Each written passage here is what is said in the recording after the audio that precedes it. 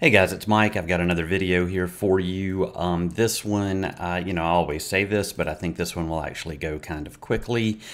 When I posted my custom skills, the very first one listed here was Cosmic Awareness. If you follow the link that's provided, you end up on this document, and you may have already read this when I posted that video, but I have made some changes to it, so you might be interested in those. Nothing major, but just made it a little easier to get ranks in this skill.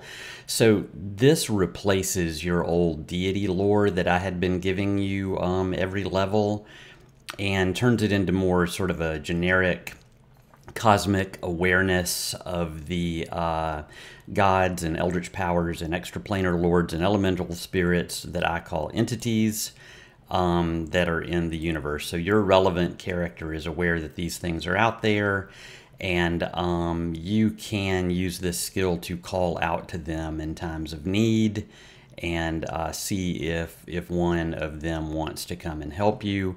I actually kind of got the inspiration from this from Hugh's old game. Here's my character's old sheet from Hugh's old game, and you'll see that he's got Miskashel lore and Seeker lore and Sujo lore in here, so he had some connection to specific deities. I actually thought about doing it that way, but instead I'm just going to have a single skill that represents your sort of your openness and your awareness of the existence of these creatures and your connection with them, and then it's up to you to decide who you want to reach out to. You don't have to have a direct line to any one individual. You can instead use this to sort of pick and choose what you want to accomplish. I'll talk about the mechanics of that in just a second. The inspiration for this, for me at least, comes from the Elric of Melniboné books. Elric was constantly getting himself in trouble and hollering out, asking for his god of the Lord of Chaos, Arioch, to come and help him. And about half the time, Arioch would show up, and about half of that time, Arioch would say, hey, I don't feel like helping you. Another half of the time, I guess I've got a lot of halves there, another percentage of the time, somebody that Elric didn't call would show up. So, that sometimes ended poorly for everybody, including Elric.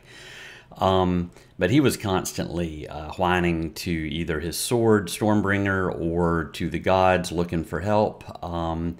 His sword, Stormbringer, as a side note, was actually an entity as well, although he didn't realize it for the longest time. That's actually the source of the intelligent weapons that were put in the original versions of D&D. Kind of came from the inspiration of this. And spoiler alert, at the end of the Elric books, the demon lord that's trapped inside of the sword pops out and kills Elric for good. So, so that was an entity that he maybe shouldn't have hooked up with.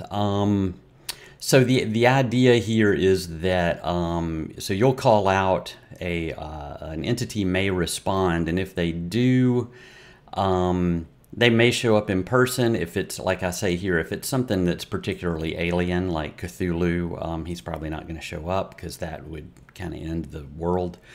But he'll send some sort of minion in his stead who can still help you out. They're probably never going to just help you, or never going to do just exactly what you would want them to do. You're going to be forced into some sort of deal or a Faustian bargain, or you'll have to chop off your hand, or make an oath of fealty, or you might be tested to see if you'll do something bad, but you're really not supposed to, so you'll have to, look for tricks like that. You don't have to accept their aid, but if you don't, you might piss them off, and I mentioned that in here. And I do have a note in here that if you regularly role play that you are a devout follower of a specific god or even multiple gods, not just write it down, not just have it on your character sheet, but if you really role play it and you manage to summon that entity, then you probably aren't going to get any kind of screwed up or Faustian trade here. They're probably just going to help you out because you're an actual devoted follower of them and not just screaming out to the void. I'll also point out that the fate points that we use in my game, they help you not get dead. So you may never have any use for this. I see this as the kind of thing that you might really call on at sort of the when you're out of other options, or when you're in the sort of the final dungeon trying to make your way to the final big bad boss and you need some help and you've earned the right to call upon these entities to help you out, especially if they're interested in you succeeding at your goal. The skill works just like any other skill. You can, as you level up, put points in it. It can't exceed your level just like any other skill. I put in here it's probably unlikely that we'll ever actually roll the Cosmic Awareness skill, but if we ever do, you can treat it as a class skill and modify it by whatever your favorite ability score is. Really, the ranks that you put into this are really kind of currency that make it more likely that you'll succeed at making the roll. I do also have a way that you can spend a downtime day to earn 1 rank in the Cosmic Awareness skill. So if you happen to spend some points out of it, or you don't want to use your level up skill points on it, you can also just use your downtime to sit and meditate on the wonders of the universe and earn points in this up to your maximum.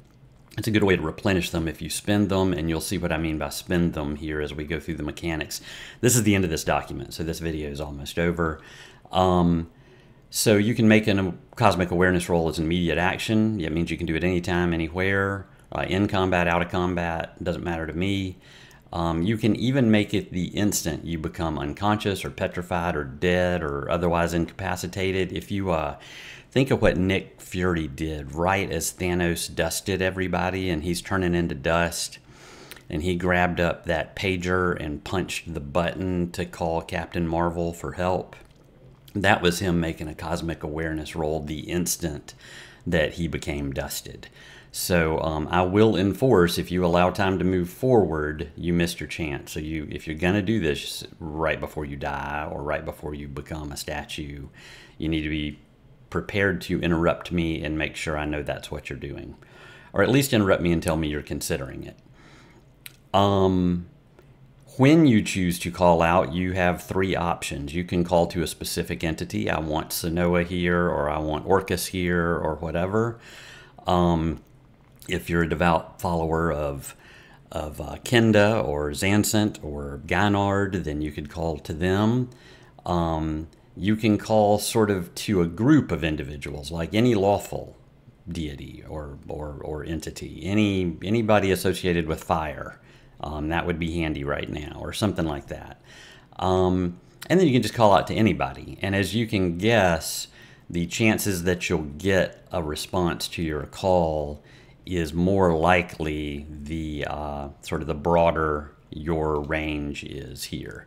So before we do any rolling or anything else, you get to make a sort of a speech in character. And if it's good enough, it might, number one, impact who shows up. So if you make your plea particularly relevant to a particular deity or a group of deities, then they might be more likely to appear. And also, if you give a really good speech, I might give you some bonuses to your chance to succeed. I will say that it'll have to be a really good speech for me to do that, because this is meant to be difficult to succeed at. I'll also mention, I think it's written up here in the document somewhere, but this is really only a thing for PCs to do. People all over the planet aren't just calling to deities. This is for relevant PCs. It's a mechanic for them and really nobody else.